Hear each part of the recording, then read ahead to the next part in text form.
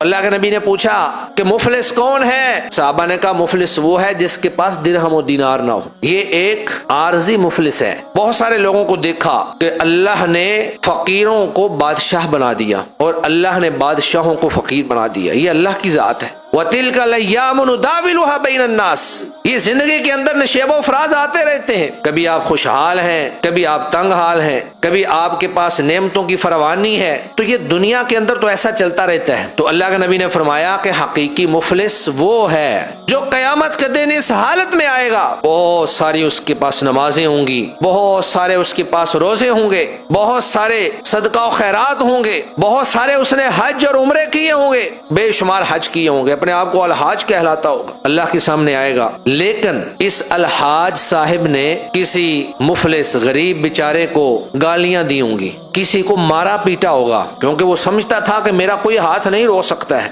دنیا کی کوئی طاقت مجھے نہیں روک سکتی ہے، میرے پاس بڑے اختیارات ہیں، میں بڑا عہدے دار اور منصب والا ہوں۔ لیکن اس کو یہ یاد نہ رہا کہ کل قیامت کو مجھے ایک ایک چیز کا حساب دینا پڑے۔ کسی کا اس نے مال کھایا ہوگا، اب وہ سارے لوگ جتنے بھی مظلومین ہوں گے وہ اللہ کے سامنے آ کر کھڑے ہو جائیں گے کہ یا اللہ اس نے مجھے گالی دی تھی۔ اب وہاں پہ گالی کے بدلے میں گالی نہیں ہے، اللہ اس کی نیکیاں اٹھا کر اس کو دے دیں گے، اور یہ وہ دن ہوگا کہ جس دن کوئی کسی کے کام نہیں آئے گا۔ انسان اپنے باپ سے، اپنی ماں سے، اپنی اولاد سے، اپنی بیوی سے، اپنے دوست و احباب سے بھاگے گا اور ایک نیکی دینے کے لیے تیار نہیں ہوگا۔ جب انسان ایک ایک نیکی کا محتاج ہوگا، اس کی نیکیاں اٹھا کر اس کو دے دی جائیں۔ ابھی دوسرا باقی ہے، اللہ پھر مزید اس کی نیکیاں اٹھا کر اس کو دے دیں، پھر تیسرا آئے گا، چوتھا، پانچواں، چھٹا، جتنے اس نے ظلم کیے ہوں گے، جتنا اس نے لوگوں کو برا بھلا کہا ہوگا، جتنے لوگوں کی عزت و آبرو پہ حملہ کیا ہوگا، جتنے لوگوں کا مال ہڑپ کیا ہوگا،